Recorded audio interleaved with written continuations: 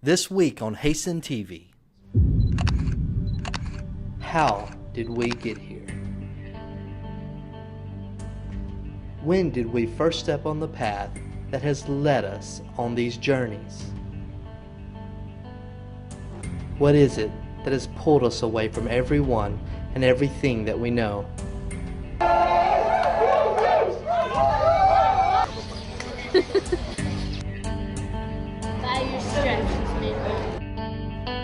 In order to answer those questions, we have to go way back.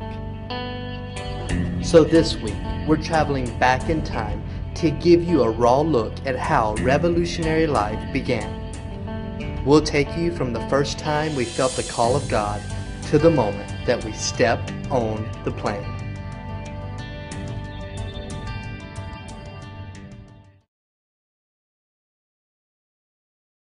Hi, we're Dustan and Darlene Stanley. We're married, we're ministers, and we're determined to see the Great Commission complete. The Lord has put it on our hearts to start a worldwide missions ministry. But before we can do that, we've got some learning to do. So we've packed 2 bags and we're taking a year to travel around the world. Our goal? To learn, to preach, to change. This is our first journey, and we're taking you with us.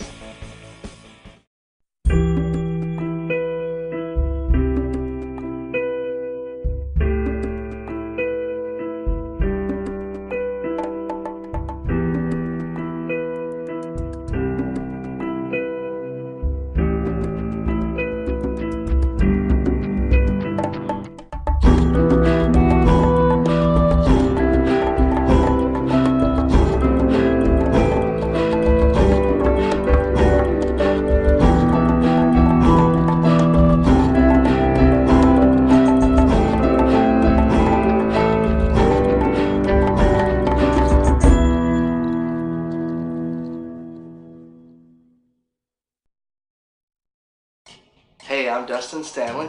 I'm from southern Mississippi. I'm a Mississippi boy. I'm Darlene Stanley, and I'm from originally California. I grew up in a little small church. My parents were believers already from the time I was born. I went down when I was 6, had no clue what I was doing, got baptized, dunked, came up just wet. But then at 8 years old, I finally was just made a solid commitment to Christ that I would, forever follow Him. It wasn't until I was 16, depressed, upset, mad at the world, that I decided, I'm making a mess of this. Lord, help me. I give you my whole life. According to my dad, if you ask him, he says I started talking about missions right after I got saved. The night I got saved, they showed this video, and it was one of those missions videos that made you boo-hoo and cry. It was ridiculous, So as a kid, I would pretend like I was packing my bag and getting ready for Jesus to come and getting ready to go travel if He'd take me to Africa. 2 years later, I went on my first mission trip. We went to Peru with a church in Jackson, Mississippi. My first missions trip I took when I was 15 years old. So went with my youth group at the time. I got a parasite while I was down there. I was throwing up in the toilet. And about 10 of us got in this old beat up church van, and we drove from California, where we were in Monterey, all the way down to Mexico. Half the time when we weren't preaching, I was in the bathroom. It was absolutely crazy. We did skits and we did like the basic kind of church youth group stuff. I was like, I don't know about the whole surrender thing after that first mission trip. And we saw people come to the Lord that first trip and come back, and I just knew that I was ready to go again. A few years later, I'm reading this book. It's a book by DC Talk and Voice of the Martyrs called Jesus Freaks. At 23 years old, I started really seeking the Lord. Basically what the Lord laid out for me is like, take a trip to Thailand. Go and see what I have for you. So I started really getting interested in Indonesia. I wound up going to an Acquire the Fire, and at the Acquire the Fire conference, the Lord speaks to me to go right now. Not think about going, not saying I'll be willing, but to step out and just do it. So I get to Thailand, and my friends meet me there, and we travel all over the place. So the first place I hit is Banda Aceh, Indonesia. We get there, and from the get-go, I'm sleeping in tents. But during all this time, I was just kind of pondering in my heart and praying and asking God, what do you want me to see here? What do you want me to do?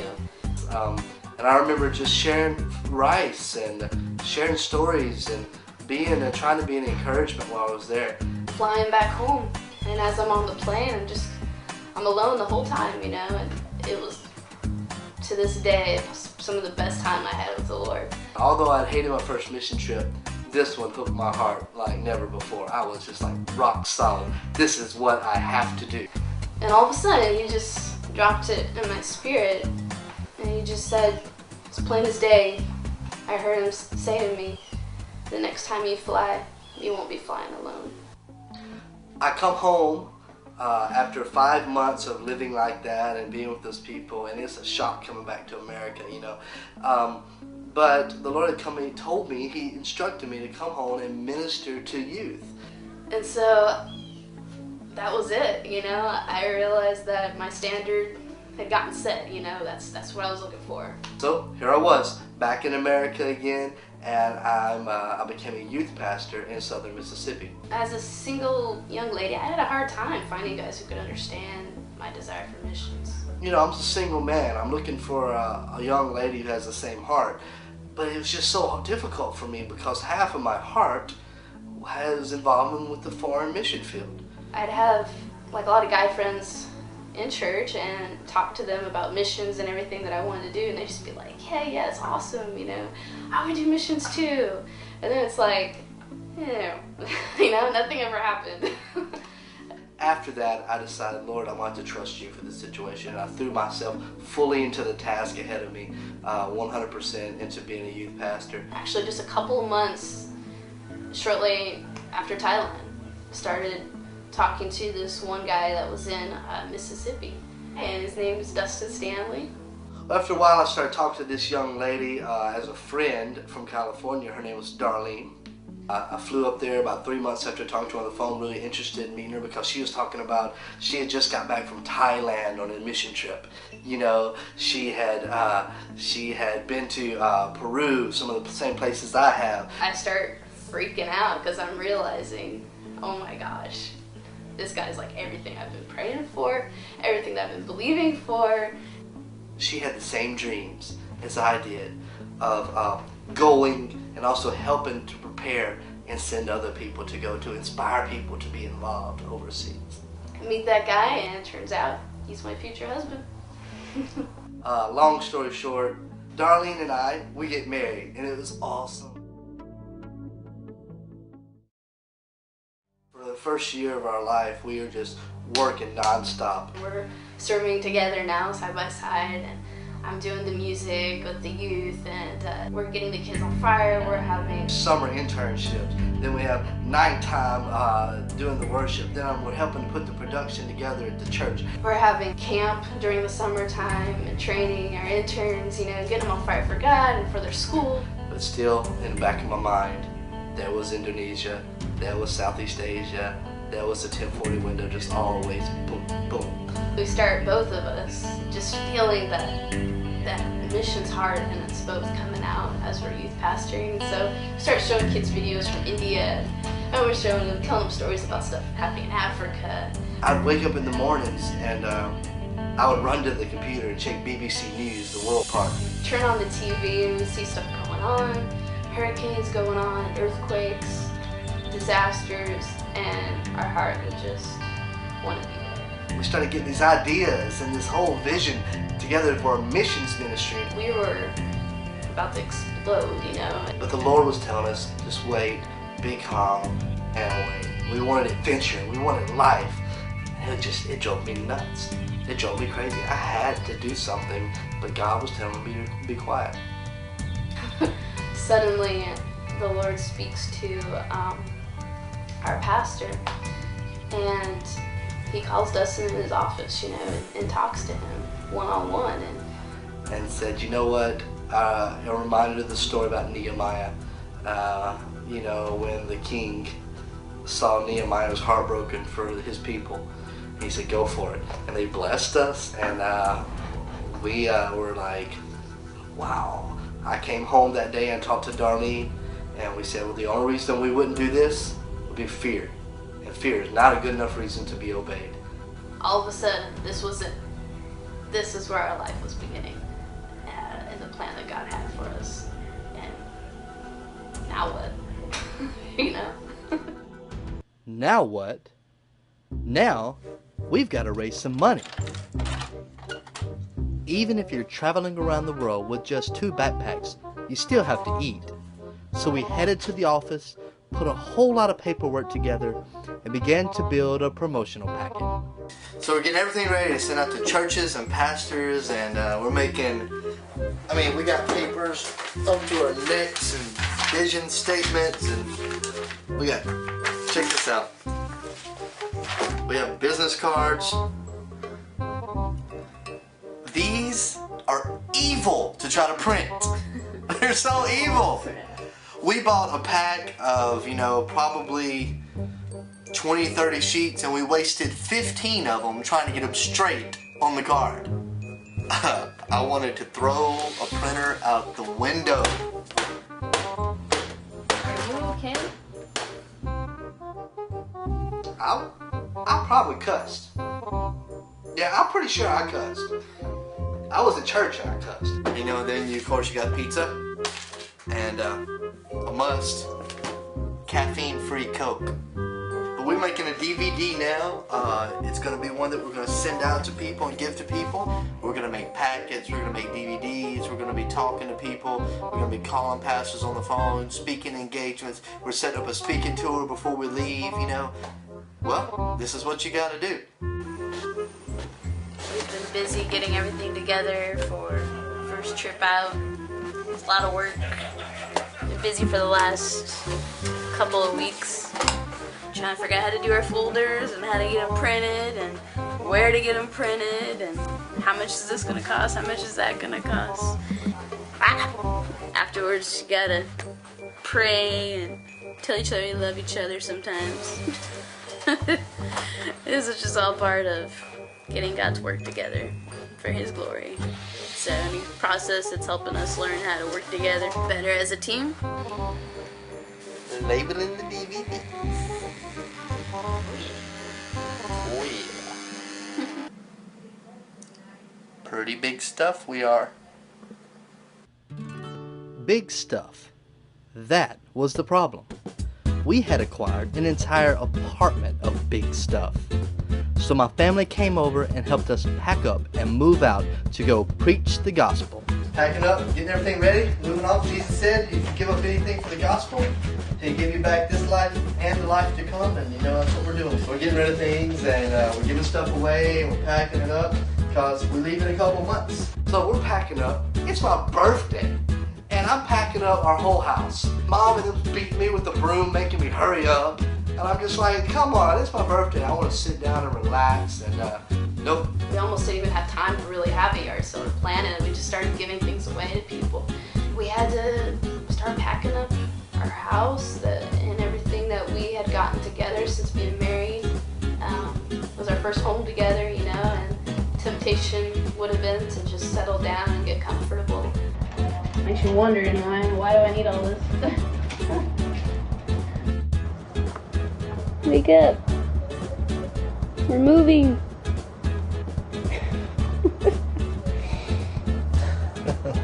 Tired. We're packing. We're packing. The bathroom is clean. We're going overseas. We're having fun. We're packing. We're going bye-bye. Indeed.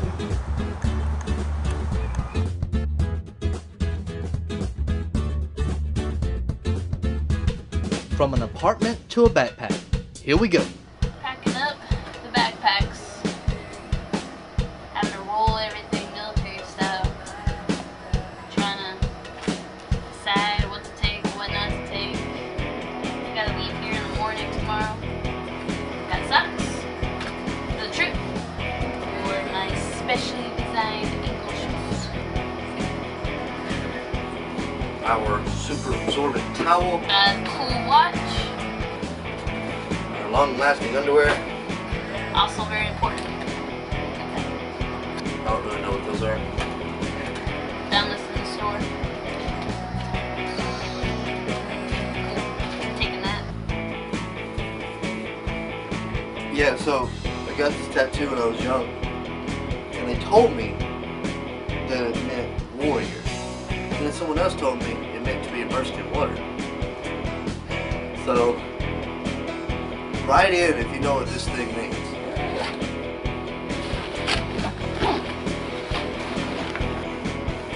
It's my wife's bag of underwear. This is mine. It's huge, look. I'm fat.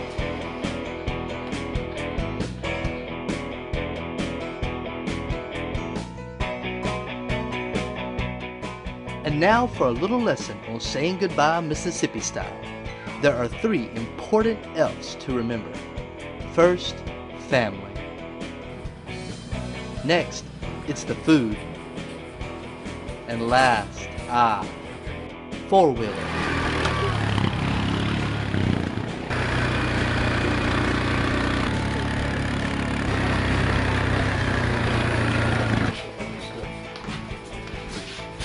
Getting ready to go. Getting everything packed up and going to the airport.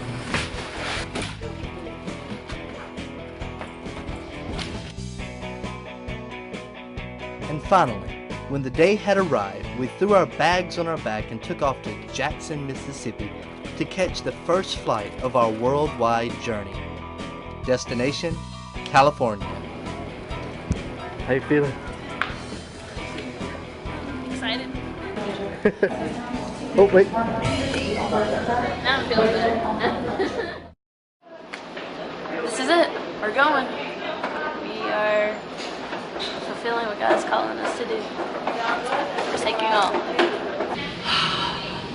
A lot of emotions. Yeah.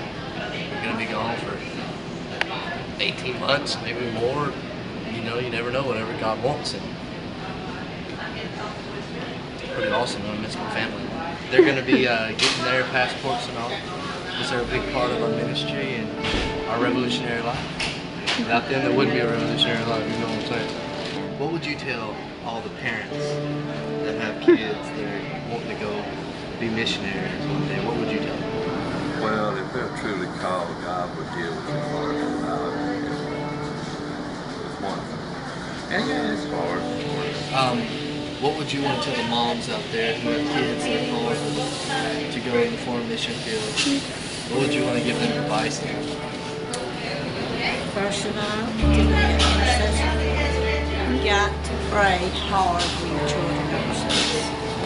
Also, buy lots of Kleenexes. Yeah.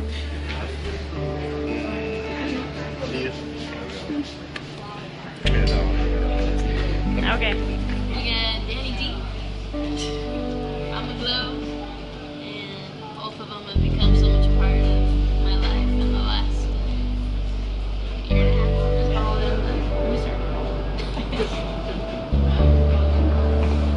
guys are like my parents.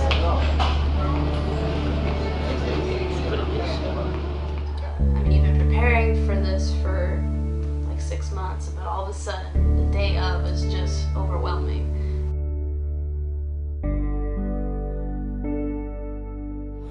When I was praying for Dusty a while, I said it has to be a very special young lady who has the same heart, the same desire, the same calling as he does. Ain't God good?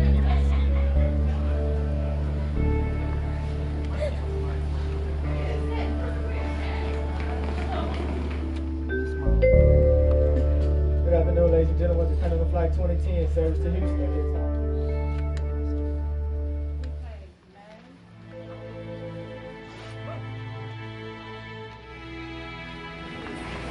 Row 10 through 19.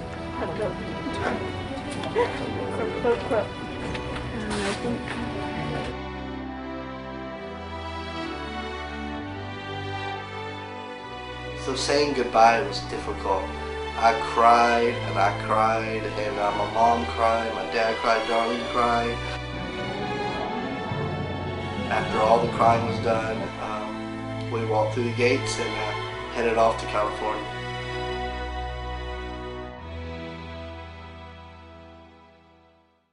Yeah, before we left California for good, we had to go see all my family.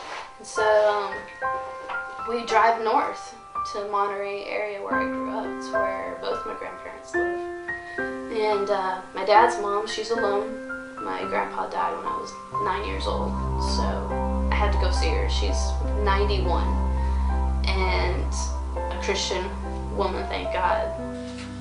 Now you celebrate your 91st. So when we get back, you'll be celebrating your Third? 93rd? Sure. This weekend. You're buzzing. You're squeaking. But you're squeaking like this. Getting close to you makes you squeak. Play it to another I get you. How was your whistles? But you can't do that, Darlene. Not yet.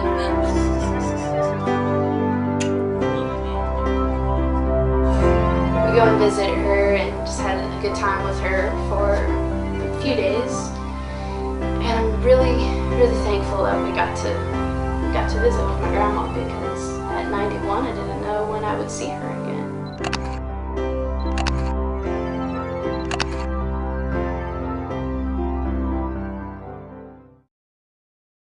Right before we're leaving, we're trying to get our professional camera. Turn in 0.5 miles Hold on a east second. Santa Ana Canyon Road. On the GPS, it knows. It talks directly to God, and God tells us where to go through the GPS. We are running all over the place trying to find where this package is lost in Orange County, California somewhere. Going to... Approaching left turn We east get- Santa Ana Canyon Road. Shut up. It took a long time, but eventually we got our camera.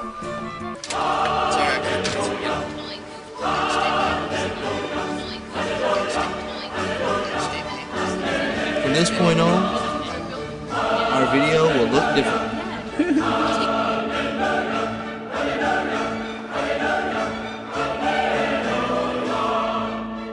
It's us, and we're at Mark's house.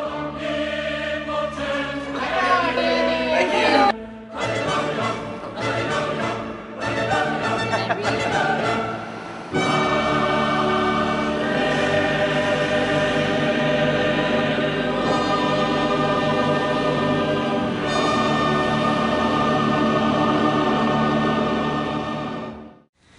Today is the day we are leaving. So, as you can see, still got a lot to do.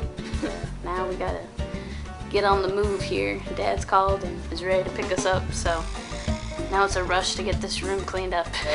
When you pack in your bags, you don't want to fold them and just put them in there. I mean, that don't take up too much room, but it does take up some room. And you just don't want to throw it in there because neat freaks get mad at you. You lay it out like that, okay? And you fold it over like so, right? Got it? Then you lay it face down with the fold down, and then you fold it in half.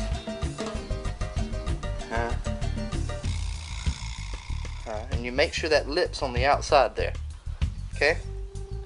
Yeah, get your sleeves in so it's a good square. Then you tightly roll it. The tighter the better, because it is not going to fit as much stuff in there. So tightly roll it like this, and you roll all the way onto this thing. But what the cool part is when you roll it on top of there, you have this, and you pull it around like that, and voila, it's tight. It's not going to come unrolled because of this. How many hours is it till I have to get to the airport? I don't know. So once we were packed up, for the second time, we headed out to catch our flight to the other side of the world. We pulled into the airport full of emotion. The last 6 months seemed like a blur. We had come so far and were about to leave family, friends, and everything that we knew. But still, our heart continued pulling us to go. This is our first stop flying to Malaysia. 19 hours on a plane. Hallelujah. We're getting a check on where there's no baggage because we're not checking anything on. We're trying to go as light as possible. I spilled Kool-Aid or something on our ticket. It looks like Africa.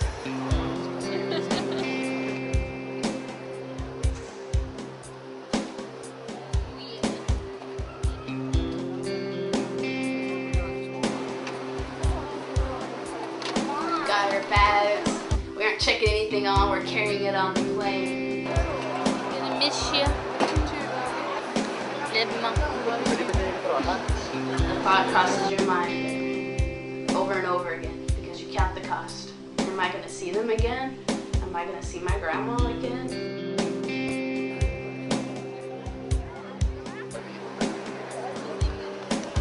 What are we about to see? Oh, I feel like that we've stepped our first step into our revolutionary life. We won't be the same. We're not gonna be the same. And I just wonder, what's that Darlene gonna be like? You know, we're leaving not only our country, but I feel like in some ways we're leaving the old Dustan and Darlene. Ticket has been written. No turning back.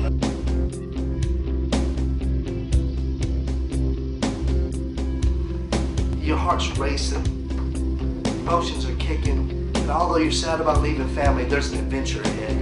What are we gonna see? Who are we gonna touch? What are we gonna experience? And how different are we gonna be when we get back?